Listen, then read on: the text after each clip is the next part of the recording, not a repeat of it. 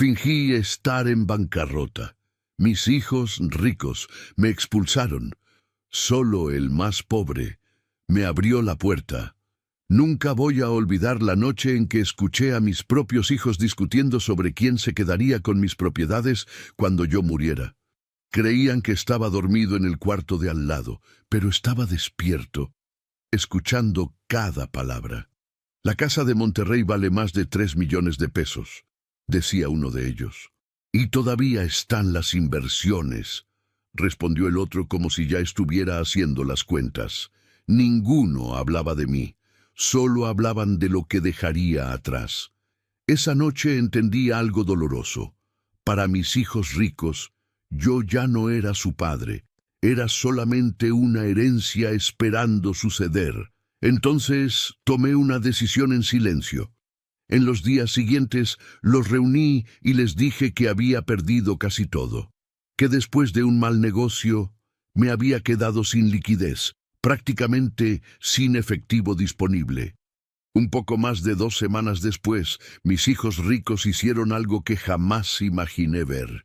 Me hicieron entender que ya no había lugar para mí en mi propia casa, pero había algo que ellos no sabían. Todo aquello era únicamente una prueba. Antes de continuar, suscríbanse al canal y díganme en los comentarios desde dónde nos están escuchando. Mi nombre es Mario Serrano y a los 75 años descubrí que el mayor error de mi vida no fue perder dinero, sino creer que el dinero no cambia a las personas. Construí lo que tengo con las manos. No es una frase bonita para impresionar a nadie, es la verdad más simple que conozco. Llegué a Monterrey con 22 años, una maleta de lona y 300 pesos de aquellos tiempos, que mi madre me prestó cuando yo apenas empezaba y que yo guardé como una deuda de honor. No había herencia, no había contactos, no había apellido que me abriera puertas, solo había trabajo. Durante décadas levanté un negocio de materiales de construcción que empezó siendo un pequeño local en una colonia del norte de Monterrey, Nuevo León, y terminó siendo algo que no me avergüenza llamar patrimonio. La casa donde viví los últimos 30 años, una propiedad amplia en una zona tranquila de Monterrey, está valuada hoy en más de 3 millones de pesos. Tengo además 2 locales comerciales rentados, una cuenta de inversiones que ronda el 1.200.000 pesos y una pensión mensual que me cubría lo básico del mes, aunque el resto de mi vida siempre la sostuve con el trabajo y mis rentas. No digo esto para presumir, lo digo porque esa noche, escuchando a mis hijos desde el pasillo oscuro, entendí que todo lo que construí ya no significaba lo mismo para ellos. Era un martes. Habían venido los 3 a cenar, Enrique, Javier y Samuel, algo que no ocurría con frecuencia desde que cada uno armó su propia vida. Enrique llegó en su camioneta nueva, con su traje oscuro y esa manera de hablar que tiene, como si cada palabra costara dinero. Javier vino directo de una reunión de trabajo, con el teléfono en la mano y la corbata aflojada. Samuel llegó último, con el overol limpio, pero con las manos todavía con restos de grasa que no pudo quitar del todo, con esa sonrisa tranquila que tiene desde niño. Cenamos, hablamos de poco. Yo noté que Enrique y Javier intercambiaban miradas cuando pensaban que no los veía. Esas miradas que dicen algo que las palabras no se atreven a decir todavía. Me retiré temprano, les dije que estaba cansado. Y era verdad. Aunque no de la manera que ellos imaginaron. Me acosté, pero el sueño no llegó. Pasada la medianoche, escuché voces en la sala. Al principio pensé que eran los 2 mayores conversando de cualquier cosa, de trabajo, de fútbol, de sus vidas. Pero algo en el tono me hizo quedarme quieto. Me levanté despacio, abrí la puerta apenas unos centímetros y me quedé en el pasillo, apoyado en la pared fría, en la oscuridad. Si papá llegara a faltar, dijo la voz de Enrique clara como el agua. Hay que ver bien el tema de la casa. No podemos dejar que eso se complique con trámites. Por eso te digo que hay que hablar con él, mientras todavía está lúcido. respondió Javier, que firmara algo que nos facilitara los trámites, un poder, una autorización, cualquier documento útil para nosotros. Así no hay problemas después. ¿Y los locales? Eso se divide, mitad y mitad. Samuel no está metido en ese mundo, así que lo lógico sería que nosotros lo manejemos. ¿Y si se pone difícil con el tema de Samuel? Silencio. Papá siempre ha sido sentimental, dijo Javier al final, con una frialdad que me llegó directo al pecho, y ahí lo entendí. Para ellos todo se reducía a papeles y porcentajes. Éramos 3 hijos, y eso les bastaba. Regresé a mi cuarto, me senté al borde de la cama en la oscuridad, con las manos sobre las rodillas. No sentí coraje en ese momento. Eso llegó después. Lo que sentí primero fue algo parecido al frío. Una sensación de que el suelo se movía, de que algo que creía sólido resultó ser de cartón. Pensé en los años que trabajé para que Enrique pudiera estudiar en la universidad, en el dinero que le presté a Javier cuando puso su despacho y que nunca me devolvió, aunque tampoco se lo pedí. Pensé en Samuel, que nunca me pidió nada, que aprendió mecánica porque le gustaba y que vive en una casa pequeña en García con su esposa y sus 2 hijos. Pensé en cuántas veces me senté en esa sala a ver crecer a esos 3 muchachos, y pensé en que esta noche 2 de ellos hablaban de mí como si yo ya fuera un problema pendiente de resolver. Me quedé despierto durante horas, hasta que el cielo empezó a ponerse gris por la ventana, y para cuando salió el sol ya tenía una decisión tomada. Si mis hijos querían saber quiénes eran capaces de ser sin el peso de mi dinero encima, yo se los iba a mostrar. No con gritos, no con reproches. Con algo mucho más poderoso, con la verdad que ellos mismos iban a revelar. Hay mentiras que se dicen para destruir, y hay mentiras que se dicen para descubrir la verdad. Lo que hice esa mañana fue lo segundo, aunque dolió igual. Me levanté antes de que saliera el sol. Me preparé un café solo, sin azúcar como siempre, y me senté en la cocina con el silencio de la casa encima. Con los años, uno aprende a leer el silencio. Ese silencio no era tranquilo. Era el silencio de alguien que acaba de entender algo que no puede desaprender. Estuve 2 días pensando antes de actuar. No quería hacer nada por coraje. El coraje es mal consejero. Eso me lo enseñó mi padre cuando yo era un muchacho y él todavía tenía paciencia para enseñar. Quería actuar con la cabeza fría, con un plan claro, con una pregunta concreta que necesitaba respuesta. La pregunta era simple: ¿mis hijos me quieren a mí o quieren lo que tengo? Para responderla necesitaba quitarles lo que tengo, al menos en apariencia. Llamé a mi asesor de confianza, un hombre que llevaba mis cuentas desde hacía más de 20 años. Le expliqué lo que estaba pasando con mis hijos y lo que quería comprobar. Él me escuchó sin interrumpir, como siempre hace, y cuando terminé, me dijo que era una decisión que podía entender, pero que debía estar seguro. Le dije que sí, que nunca había estado más seguro de nada en mi vida. Organizamos los documentos. Preparamos una historia que sonara verosímil, una inversión fallida en un desarrollo inmobiliario en la zona metropolitana de Guadalajara. Un proyecto en el que me había metido un socio de años con la idea de diversificar fuera de Nuevo León. Una cantidad de 800,000 pesos que se fueron por el drenaje después de que el proyecto se canceló por problemas legales con el terreno. No era una historia imposible. Ese tipo de cosas pasa y mis hijos lo sabían. El sábado siguiente los llamé a los 3. Les dije que necesitaba hablar con ellos, que era importante, que si podían venir ese mismo día. Enrique llegó con su esposa. Javier llegó solo.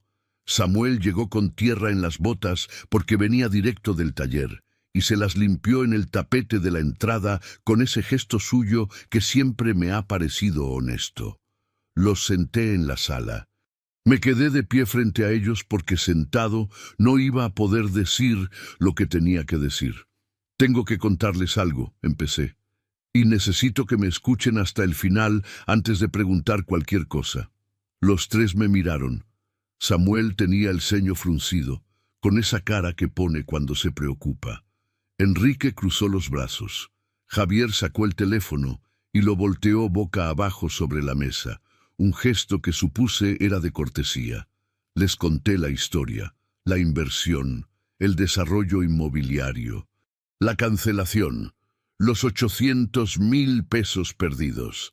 Les dije que había intentado recuperarlos por la vía legal, pero que me dijeron que recuperar algo así no era rápido y que podía tardar mucho. Les dije que los locales comerciales seguían rentados, pero que esa renta apenas alcanzaba para los gastos de mantenimiento de la casa, que me había quedado sin liquidez, con el dinero amarrado. Lo poco que me quedaba disponible estaba comprometido y no iba a rematar propiedades por pánico.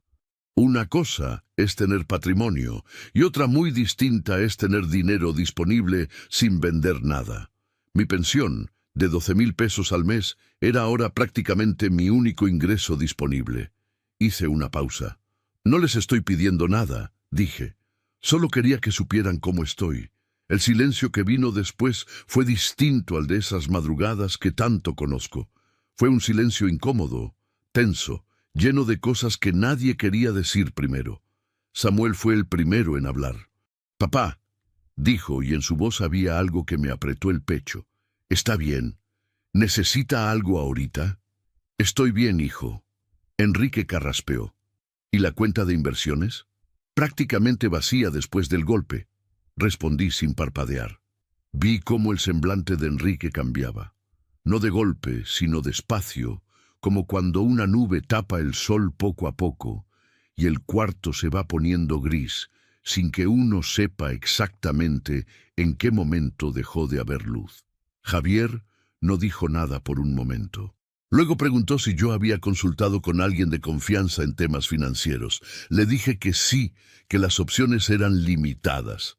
Asintió muy despacio, con esa expresión suya de quien está evaluando un caso difícil. La reunión duró menos de una hora. Al final nos despedimos con abrazos que se sintieron distintos a los de siempre, más cortos, más ligeros. Samuel fue el último en irse. En la puerta se detuvo y me miró. «Papá, si necesita cualquier cosa, lo que sea, me llama». «¿Sí? Sí, hijo.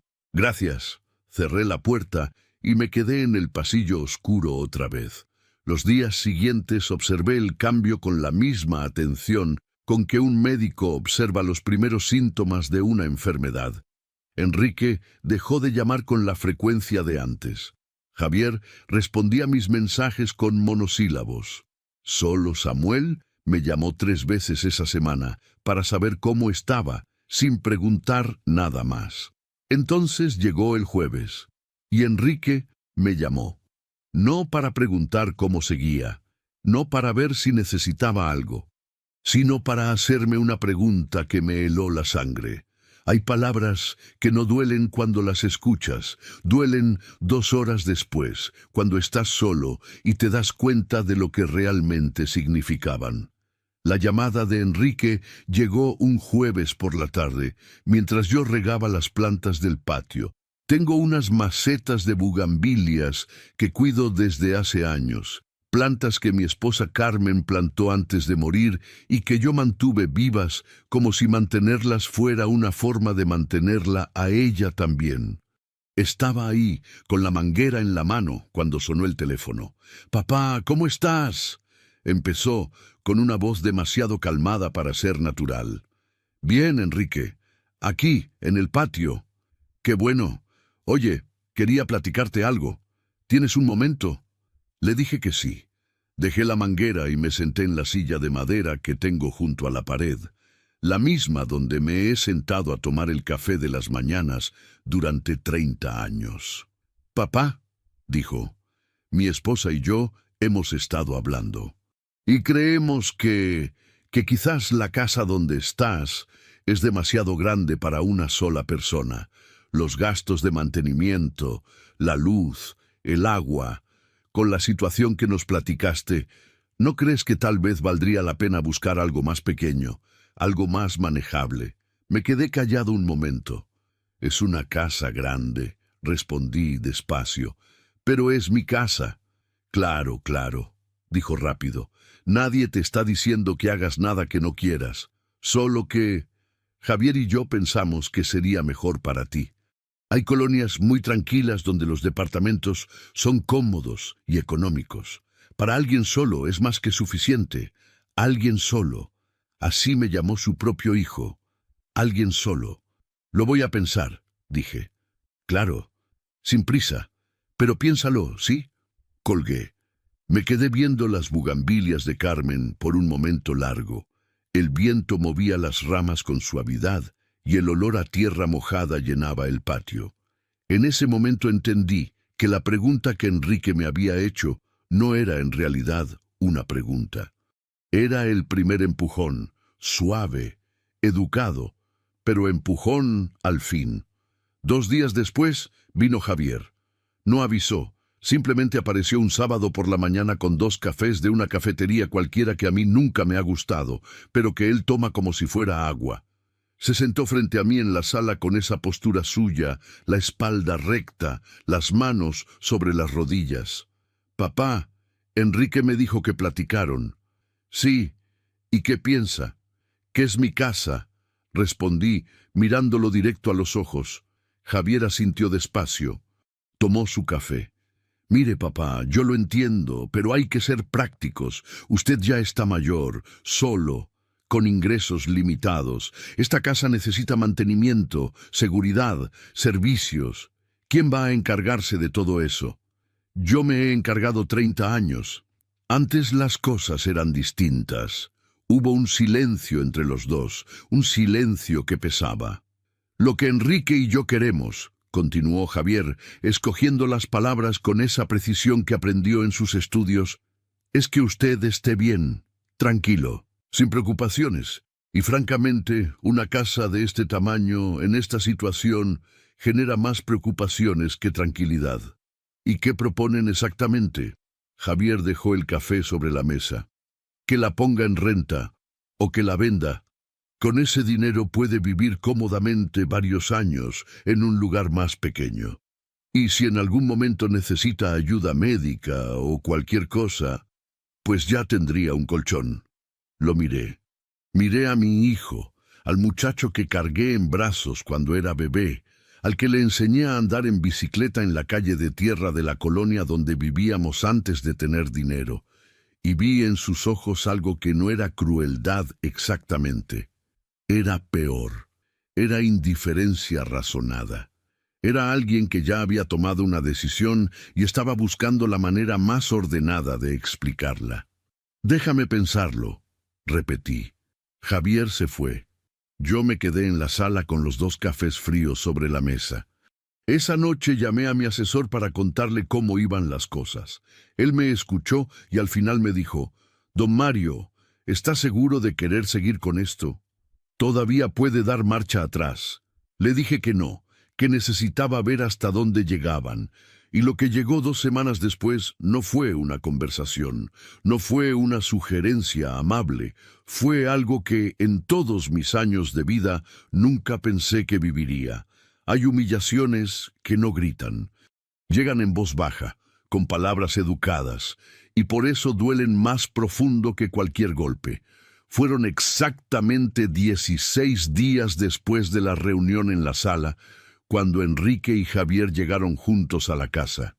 Sin llamar antes, como Javier había hecho la vez anterior, pero esta vez los 2 al mismo tiempo. Eso me dijo todo antes de que abrieran la boca. Cuando 2 personas llegan juntas sin avisar, no vienen a visitar, vienen a resolver algo. Era un miércoles por la mañana. Yo acababa de desayunar y tenía la radio prendida en la cocina, una estación que pone música de los años 70 que me gusta escuchar mientras lavo los trastes.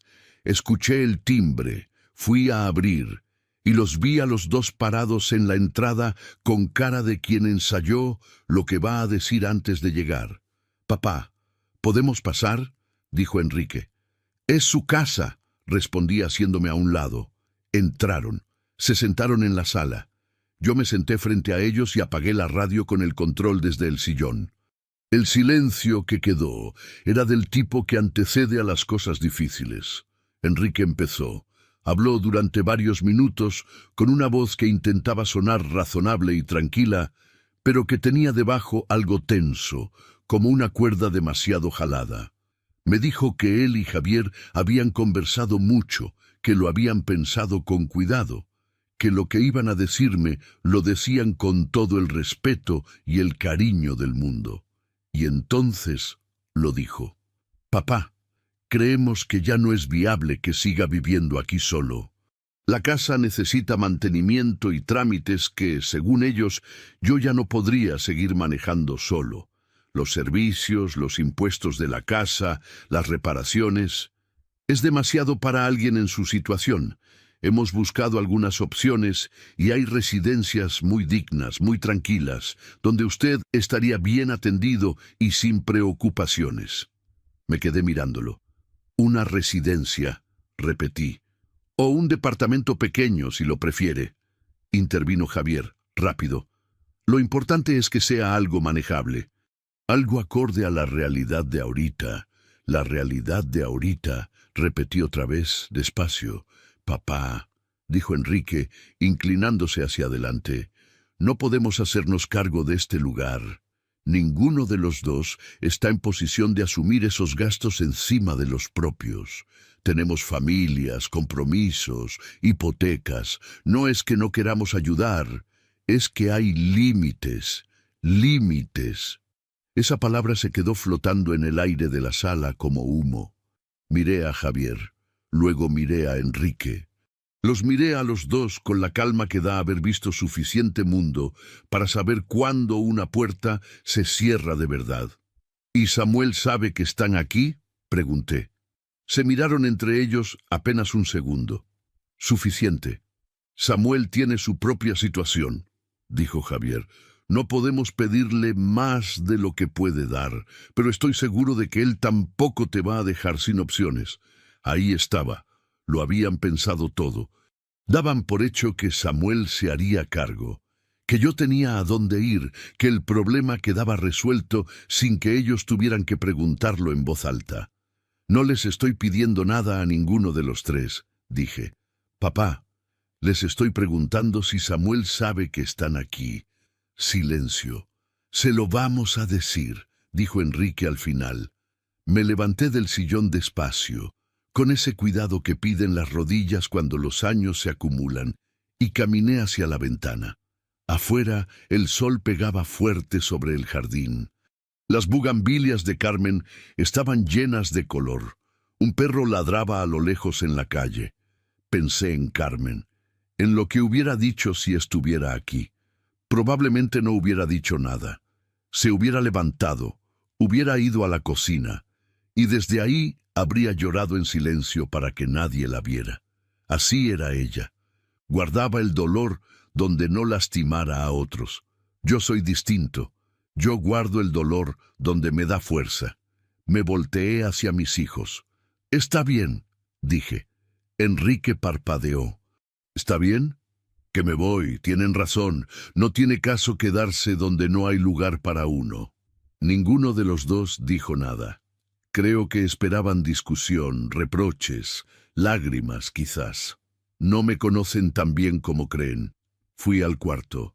Saqué la maleta grande del closet, la misma que uso cuando viajo, y empecé a doblar ropa con cuidado.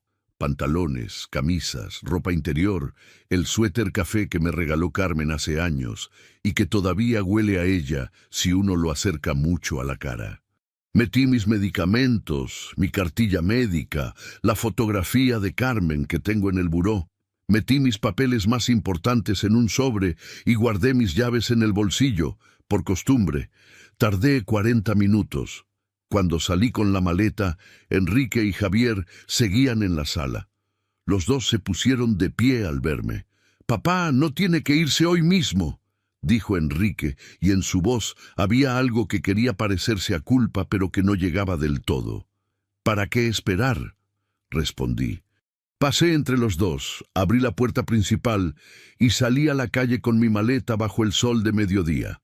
Escuché que Enrique decía algo a mis espaldas, pero no me detuve a escuchar qué. Caminé hasta la esquina. Me senté en una banca de la parada del camión y puse la maleta entre mis pies. No era por falta de dinero, era porque no quería pedirle nada a nadie en ese momento. Un señor mayor que yo me miró de reojo y luego apartó la vista. Una señora con bolsas del mercado esperaba también, sin prestar atención a nada. Saqué el teléfono, tenía que llamarle a alguien, y había solamente una persona en el mundo a quien quería llamar en ese momento. El único de mis hijos que no sabía nada de lo que estaba pasando. El único que nunca me había pedido nada. A veces la persona que menos tiene es la única que te da lo único que de verdad necesitas. El teléfono sonó 3 veces antes de que Samuel contestara. 3 tonos que a mí me parecieron 3 años. Estaba sentado en esa banca de la parada del camión, con la maleta entre los pies y el sol de mediodía cayendo sobre los hombros, cuando escuché su voz.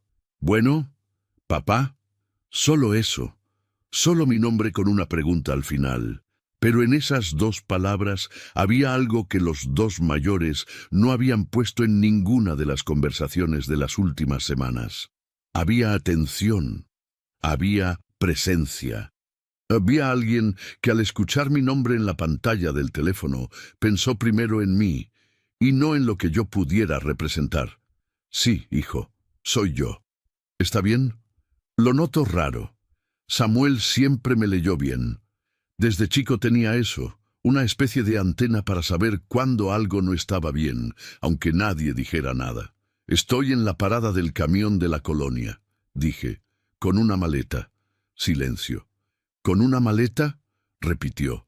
«Tus hermanos creen que es mejor que busque otro lugar para vivir. Y tienen razón en que no puedo quedarme donde ya no hay lugar para mí». Otro silencio, más corto. Esta vez. «Papá, no se mueva de ahí. Voy por usted. Samuel, vives en García. Son más o menos 40 minutos. 45 si hay tráfico». «No se mueva». Colgó. Me quedé con el teléfono en la mano, mirando la calle. Un camión pasó levantando polvo. Una paloma caminaba cerca de mis pies buscando algo entre las grietas del pavimento. El señor mayor que estaba en la banca se había ido ya sin que yo me diera cuenta. Samuel llegó en 50 minutos porque había tráfico a la salida de la ciudad. Llegó en su camioneta vieja, con la defensa delantera golpeada y el vidrio trasero con la calcomanía de un equipo de fútbol que ya tenía los bordes despegados de tanto sol. Frenó frente a mí, bajó sin apagar el motor y caminó directo hacia donde yo estaba sentado. No dijo nada. Agarró mi maleta con una mano y con la otra me ayudó a levantarme, aunque yo no se lo pedí. «Así es, Samuel. No pregunta si necesitas ayuda. La da y ya». Subimos a la camioneta. Olía a aceite de motor y a esas frambuesas artificiales de los aromatizantes que venden en las gasolineras. El asiento tenía un resorte que se sentía en la espalda, pero yo no dije nada. Samuel arrancó y manejó en silencio durante varios minutos, con los ojos en la carretera, la mandíbula apretada, de una manera que yo conozco bien, porque es exactamente la misma que pongo yo cuando estoy procesando algo que me duele. «¿Qué pasó?», preguntó al fin, sin apartar la vista del camino. Le recordé lo que ya había escuchado semanas atrás, en aquella reunión en la sala de mi casa. La inversión. El desarrollo inmobiliario, los 800,000 pesos. Él lo sabía desde el principio, claro. Pero escucharlo de nuevo, solo los dos en esa camioneta, mientras yo llevaba una maleta y no tenía a dónde ir, lo hacía sonar diferente. Samuel escuchó todo sin interrumpir. Cuando terminé, tardó en responder. «¿Y ellos le ayudaron a buscar a dónde ir?». Me mencionaron residencias. Vi cómo apretaba el volante. «Una residencia», dijo en voz baja como digiriéndolo. «Así es». No dijo nada más por el resto del camino. Llegamos a García cuando el sol ya estaba bajando y el cielo tenía ese color anaranjado que a mí siempre me ha parecido el más honesto del día. La casa de Samuel era pequeña, de fachada sencilla, con una reja de metal pintada de verde que chirrió un poco cuando la abrió. El jardín del frente era modesto pero limpio, con unos nopales en una esquina y una maceta con hierbabuena junto a la puerta. Elena, la esposa de Samuel, nos estaba esperando en la entrada como si ya supiera lo que venía. Era una mujer de complexión menuda, con el cabello recogido y un delantal encima de la ropa. Cuando me vio llegar con la maleta, no puso cara de sorpresa ni de incomodidad. Puso cara de alguien que abre la puerta porque es lo correcto, y punto. «Don Mario», dijo, y me dio un abrazo breve pero genuino. «Bienvenido. Ya le arreglé el cuarto del menor. Él puede dormir con su hermano unos días». «Elena, no quiero causar molestias». «No es molestia», dijo con una firmeza tranquila que no admitía discusión. «Es su familia». El cuarto era pequeño, una cama individual, una cómoda de madera con el barniz desgastado, una ventana que daba al patio trasero, donde había una lavadora y tendederos con ropa. No era la habitación de mi casa en Monterrey. No tenía mi baño privado, ni mi sillón de lectura, ni la mesita de noche donde Carmen ponía siempre un vaso de agua para los dos antes de dormir. Pero tenía algo que mi cuarto en Monterrey había dejado de tener esa noche en el pasillo oscuro cuando escuché a mis hijos hablar de mí como si ya no estuviera.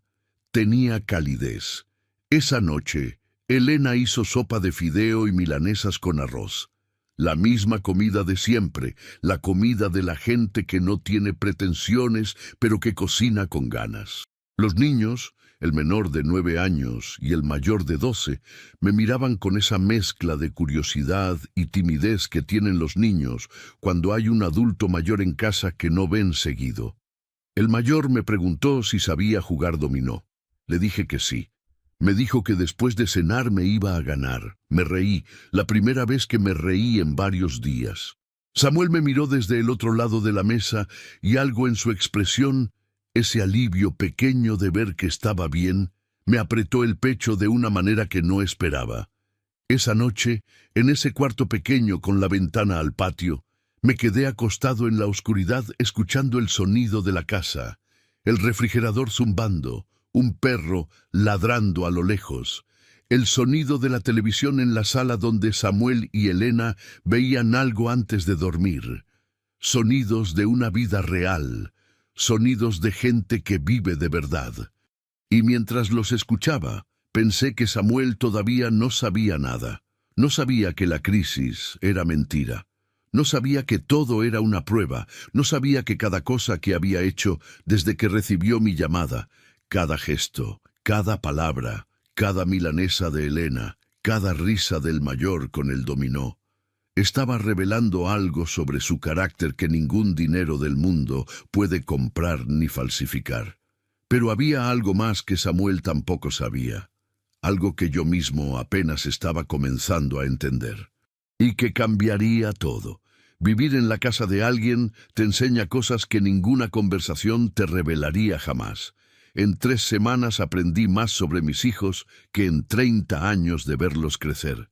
Los primeros días en casa de Samuel los pasé observando, no con intención de juzgar, sino con la atención inevitable de alguien que ya vivió lo suficiente, con poco ruido alrededor y demasiado tiempo para pensar.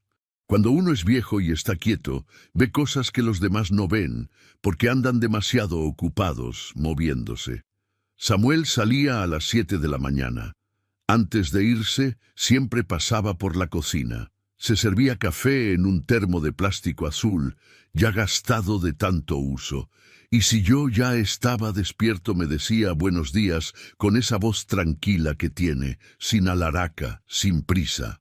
Llegaba al taller de mecánica, donde trabaja en el centro de García, un lugar que él mismo me describió una tarde como pequeño pero honesto. Regresaba entre las 7 y las 8 de la noche con las manos limpias, pero con la ropa marcada por el trabajo del día. Nunca llegó de mal humor, nunca llegó quejándose. A veces llegaba cansado, eso sí se le notaba en los ojos, pero se sentaba a cenar con Elena y los niños y preguntaba cómo les había ido a todos, incluido a mí. No era una pregunta de protocolo, era una pregunta real, de alguien que quiere saber la respuesta. Elena trabajaba medio tiempo en una farmacia del centro.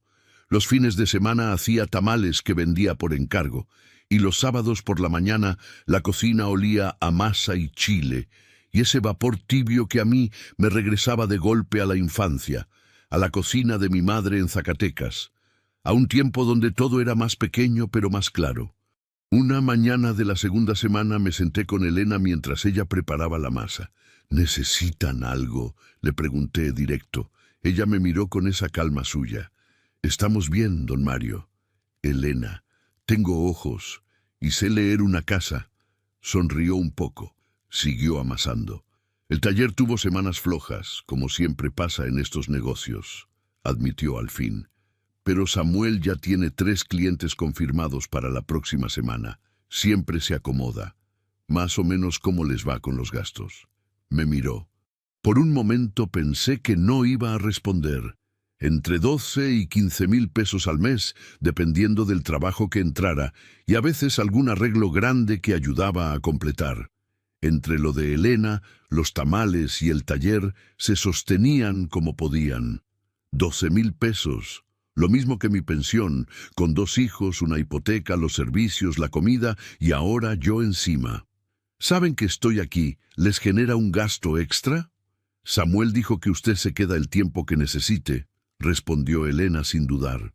Y lo que Samuel dice en esta casa es lo que es. No dije nada más. Me levanté, fui al patio y me quedé ahí un rato viendo los nopales en la esquina del jardín. Durante esas 3 semanas, los 2 mayores me llamaron 2 veces entre los dos. Llamadas cortas, de menos de 3 minutos. Me preguntaban si estaba bien. Yo les decía que sí. Ellos decían que me cuidara y colgaban. Ninguno preguntó dónde estaba viviendo. Ninguno preguntó si necesitaba algo. Ninguno preguntó nada que requiriera una respuesta incómoda. Javier me mandó un mensaje de texto una sola vez. Decía: «Papá, cualquier cosa que necesite me avisa. Cuídese». Lo leí 3 veces. Busqué entre esas palabras algo que se pareciera a preocupación genuina. No encontré nada que no pudiera haber escrito un desconocido. Samuel, en cambio, nunca me preguntó sobre el dinero. Nunca preguntó cuánto me quedaba en la cuenta. Nunca preguntó qué iba a pasar con los locales comerciales, ni con la pensión, ni con nada que tuviera que ver con números. Una noche, sentados en el patio después de cenar mientras los niños hacían tarea adentro, me habló de cuando era chico, y yo lo llevaba al taller de un mecánico viejo del barrio que le enseñó a distinguir el sonido de un motor sano del sonido de uno enfermo. «Usted me llevó 3 sábados seguidos», me dijo. «No sé si se acuerda». Me acuerdo. Yo creo que fue ahí donde entendí que el trabajo con las manos no es menos que ningún otro trabajo. Usted nunca me dijo eso con palabras, pero lo entendí viéndolo a usted hablar con él. Lo trataba igual que a cualquier otro. Me quedé callado. «¿Sabe qué es lo que más recuerdo de esos sábados?», continuó Samuel. «¿Qué? Que usted siempre traía 2 tortas, una para usted y una para mí. Y el mecánico nunca traía nada. Entonces usted le daba la mitad de la suya sin que nadie se lo pidiera». No recordaba eso. O quizás sí lo recordaba, pero no le había dado importancia. Eso es lo que hacemos con los gestos pequeños. Los enterramos bajo los grandes y luego nos sorprende que alguien los haya guardado. Esa noche, de regreso en el cuarto pequeño con la ventana al patio, tomé una decisión. No la había planeado exactamente. Fue más bien algo que fue tomando forma sola durante esas semanas, como el agua que encuentra su camino sin que nadie le indique por dónde ir. Llamé a mi asesor al día siguiente. «Necesito que me ayude a coordinar algo con un notario, unos documentos importantes». «¿Está seguro, don Mario?» «Completamente». ¿Y la reunión con los muchachos? Eso viene después, dije. Primero los papeles, después la verdad. Mi asesor tardó un momento antes de responder. Le coordino todo para el viernes. Colgué. Me quedé sentado en la cama con el teléfono en la mano y la vista en la ventana, donde el patio estaba oscuro y quieto. Adentro de la casa se escuchaba la voz de Elena leyéndole algo al menor antes de dormir. Una voz tranquila, pareja, sin apuros. Pensé en mis hijos, en los tres, en lo que cada uno había revelado de sí mismo sin saber que lo estaba revelando. Pensé en que la herencia más grande que un hombre puede dejar no está en las escrituras ni en las cuentas bancarias. Está en quien aparece cuando ya no tienes nada. Y entonces entendí que lo que venía ahora no era solo una revelación, era una consecuencia. Y los que siempre hablaron de números estaban a punto de descubrirlo. Hay verdades que liberan y verdades que destruyen. Esta era las dos cosas al mismo tiempo, y yo lo sabía desde antes de abrir la boca. Le pedí a Samuel que me llevara a una cita un viernes por la mañana, sin explicarle el motivo. Solo le dije que necesitaba transporte. Él no preguntó nada. Se limpió las manos en el overol, avisó al taller que llegaría tarde y arrancó la camioneta sin hacer ningún comentario. En el camino yo miraba por la ventana los puentes de la ciudad, los puestos de la orilla de la carretera, la gente caminando deprisa en las banquetas, con esa urgencia de quien tiene a dónde llegar. Pensé en cuántas veces había recorrido estas mismas calles sin ver nada porque iba demasiado metido en mis propios asuntos. Uno empieza a ver las calles distinto con el tiempo, las ve como lo que son, escenarios de vidas que no son la tuya, pero que se parecen más de lo que crees. Samuel me esperó afuera mientras yo atendía todo con mi asesor ante el notario. Estuve adentro casi una hora. Cuando salí traía un sobre manila en la mano con varios documentos firmados ante notario, con copias resguardadas. Samuel miró el sobre pero no preguntó nada. Arrancamos de regreso a García en silencio. A mitad del camino lo miré. Samuel. Sí, papá. Esta noche necesito hablar contigo, después de que los niños se duerman. Me miró un segundo y regresó la vista a la carretera. Aquí voy a estar, dijo. Esa noche esperé a que los niños se fueran a dormir. Eran casi las 10 cuando Samuel y Elena apagaron la televisión, y los tres nos quedamos sentados en la pequeña mesa de la cocina, con una jarra de agua de Jamaica en el centro y el zumbido del refrigerador como único ruido de fondo.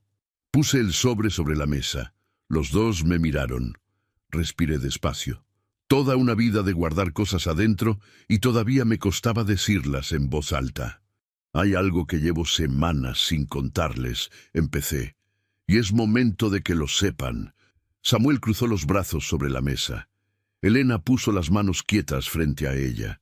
Los dos me miraban con esa atención completa que muy poca gente sabe dar. Nunca estuve sin liquidez, dije. Nunca perdí nada. Silencio. Samuel no se movió. Elena parpadeó una vez. Nunca perdí los 800,000 pesos. No hubo inversión fallida. No hubo proyecto cancelado. Todo lo que les conté ese día era mentira. Una mentira que construí con cuidado, con asesoría de alguien de confianza que llevaba mis cuentas, porque necesitaba saber algo que no podía descubrir de otra manera. Samuel descruzó los brazos despacio, los puso sobre la mesa, planos, como alguien que necesita sentir algo sólido debajo de las manos. ¿Qué necesitabas saber?, preguntó, con una voz tan tranquila que me desconcertó. Lo vi tragarse el coraje. Samuel siempre fue así. Se rompe por dentro, pero no hace teatro. ¿Quién era cada uno de mis hijos cuando creían que yo ya no tenía nada? El silencio que siguió fue largo, no incómodo. Era el silencio de alguien procesando algo que es demasiado grande para entenderse de golpe. La noche que cenaron los tres aquí en la casa, continué, Enrique y Javier se quedaron hablando después de que me fui a dormir. Los escuché desde el pasillo. Hablaban de la casa, de los locales, de las inversiones. Hablaban de cómo dividirlo todo. No hablaban de mí. Hablaban de lo que yo dejaría cuando ya no estuviera. Vi que la mandíbula de Samuel se tensaba. Esa noche decidí hacer lo que hice, no por coraje, por necesidad, porque tenía derecho a saber la verdad sobre las personas que más quiero en este mundo. No era una venganza perfecta, era un hombre viejo intentando entender a sus hijos. ¿Y qué descubrió?, preguntó Elena en voz baja. Que los dos mayores me pidieron que buscara otro lugar para vivir en menos de 3 semanas. Que me sugirieron una residencia. Que cuando salí de mi casa con una maleta, ninguno de los dos preguntó a dónde iba. Y que tú, miré a Samuel directamente, contestaste el teléfono, viniste a buscarme en 45 minutos y me abriste la puerta de tu casa sin preguntar cuánto tiempo me iba a quedar. Samuel me sostuvo la mirada. «¿Y Elena?», dijo al fin. «Ella no sabía nada de esto tampoco». «Lo sé. Por eso también le debo una disculpa a ella». Elena negó con la cabeza despacio. «No me debe explicaciones, don Mario, pero gracias por decírmelo de frente». «Sí, le debo más que eso», insistí. «Le debo el reconocimiento de que su forma de recibirme, sin preguntas, sin condiciones, sin calcular nada, me dijo tanto sobre usted como sobre su esposo». Elena no respondió. Miró la mesa, pero vi que le brillaban los ojos. Samuel se levantó. Caminó hacia la ventana de la cocina y se quedó ahí de espaldas a nosotros, mirando el patio oscuro. Lo dejé estar. Sabía que necesitaba ese momento. Es igual que yo en eso. Procesa las cosas caminando o mirando hacia afuera, como si la distancia física ayudara a ordenar lo que pasa adentro. Después de un momento se volvió. «¿Mis hermanos saben?», preguntó. «Todavía no». «¿Y qué va a pasar ahora?». Puse la mano sobre el sobre manila. Dentro de este sobre hay un testamento firmado ante notario, con instrucciones claras y copias resguardadas. Actualizado con decisiones que tomé basándome en lo que vi durante estas semanas. Samuel miró el sobre. Luego me miró a mí. «Papá, yo no hice nada de lo que hice pensando en herencias ni en propiedades. Usted lo sabe». «Lo sé», dije. «Por eso lo hice». Fue lo único que respondí, y era suficiente. Samuel volvió a sentarse. Los tres nos quedamos en silencio un momento más, con la jarra de Jamaica en el centro de la mesa y el refrigerador zumbando su canción de siempre. Fue Elena quien habló primero. «¿Cuándo va a decírselo a Enrique y a Javier?» «Pronto», respondí. «Los voy a citar aquí, los tres juntos». «¿Aquí?», dijo Samuel. «Aquí, en tu casa, para que vean exactamente dónde estuve viviendo mientras ellos no preguntaban». Samuel asintió muy despacio. «¿Y qué cree que van a decir?». Lo pensé un momento. «Creo que van a decir muchas cosas», respondí. «Pero lo que digan ya no va a cambiar nada, porque los documentos estaban firmados. El testamento estaba protocolizado. Y los que siempre hablaron de números estaban a punto de descubrir que el hombre al que habían sacado de su casa con una maleta y buenas palabras seguía siendo el dueño de todo. La verdad no necesita gritar, solo necesita llegar en el momento exacto frente a las personas exactas para que su peso se sienta completo. Llamé a Enrique y a Javier un lunes por la mañana, a los dos por separado, con 10 minutos de diferencia, para que ninguno pudiera avisarle al otro y llegaran preparados. Les dije lo mismo a cada uno, que necesitaba verlos, que era importante, que vinieran el sábado siguiente a una dirección que les iba a mandar por mensaje. No expliqué más. Cuando Enrique preguntó de qué se trataba, le dije que era algo que tenían que escuchar en persona. Cuando Javier preguntó si todo estaba bien, le dije que dependía de cómo se mirara. Los dos dijeron que ahí estarían. El sábado amaneció nublado en García, con ese cielo gris que huele a lluvia aunque no llueva. Elena hizo café desde temprano y acomodó las sillas en la sala de manera que hubiera espacio para todos.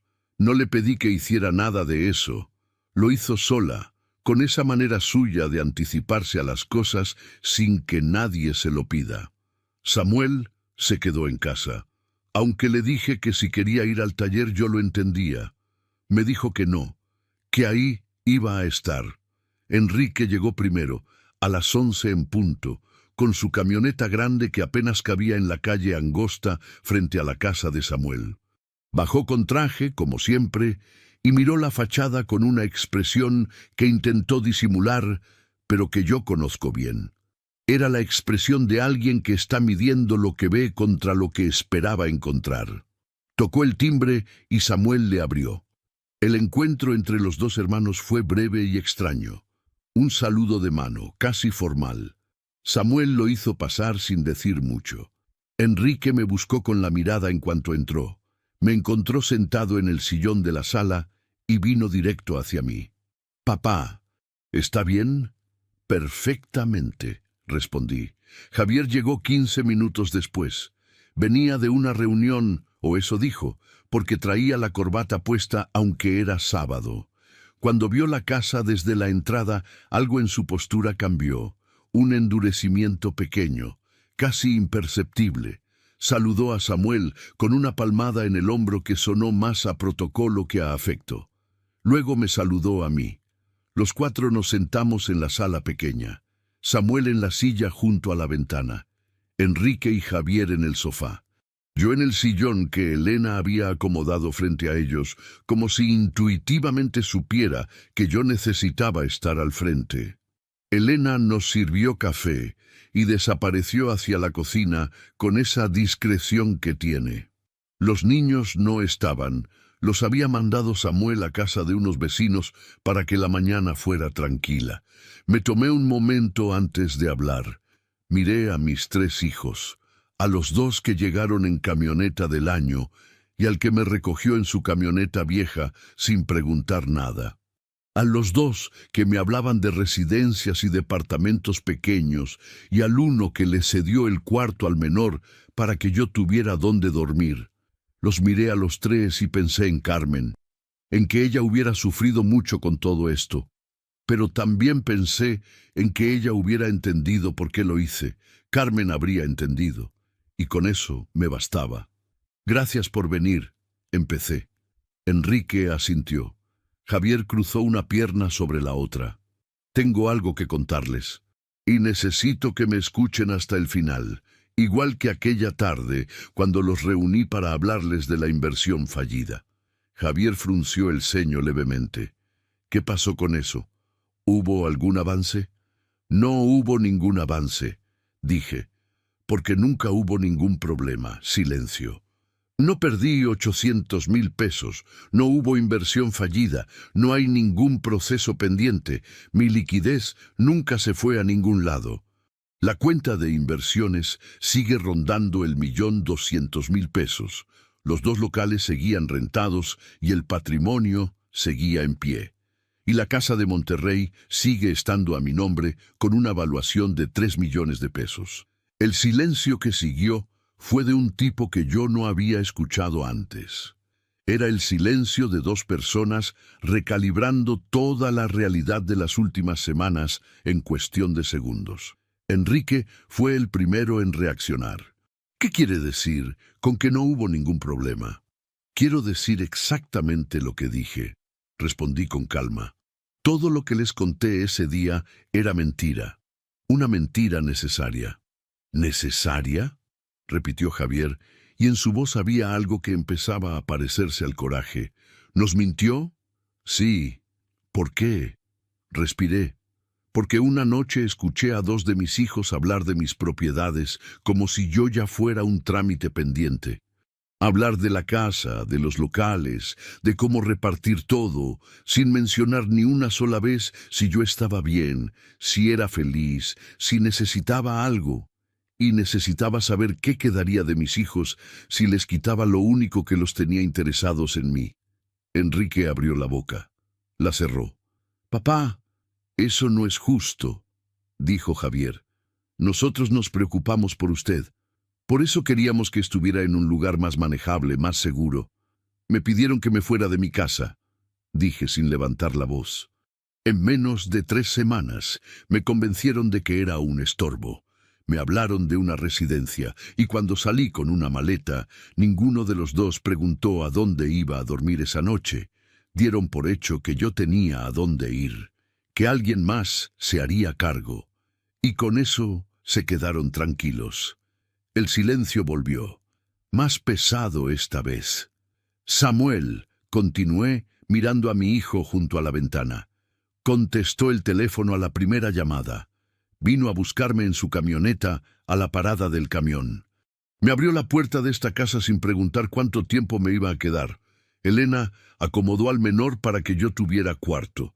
Y en ningún momento, en ninguna conversación de todas las semanas que llevo aquí, Samuel me preguntó una sola vez sobre el dinero, las propiedades o la herencia.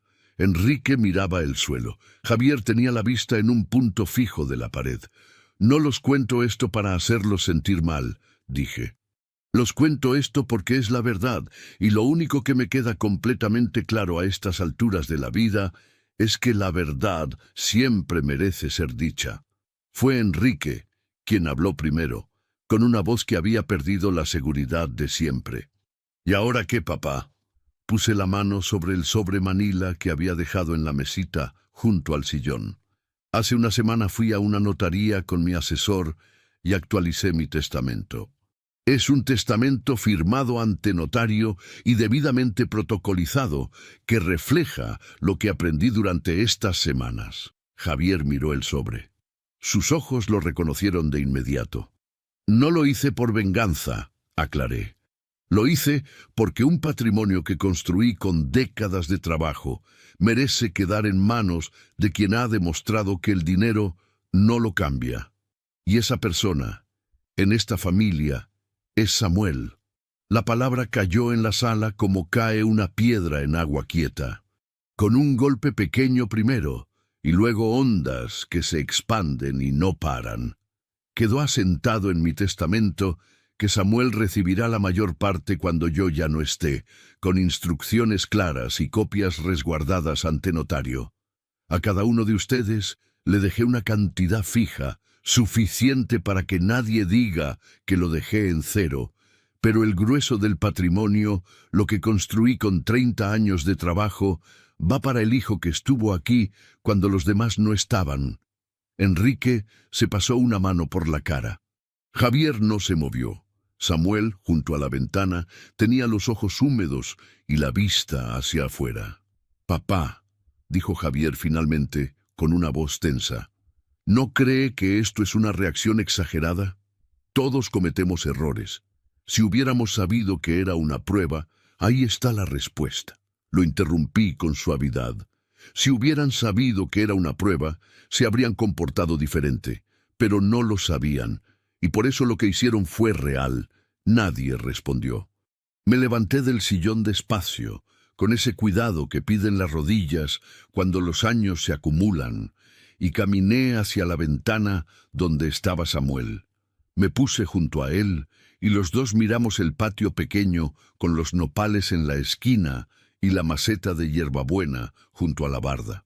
Afuera empezaba a caer una llovizna fina, de esas que mojan despacio y sin aviso.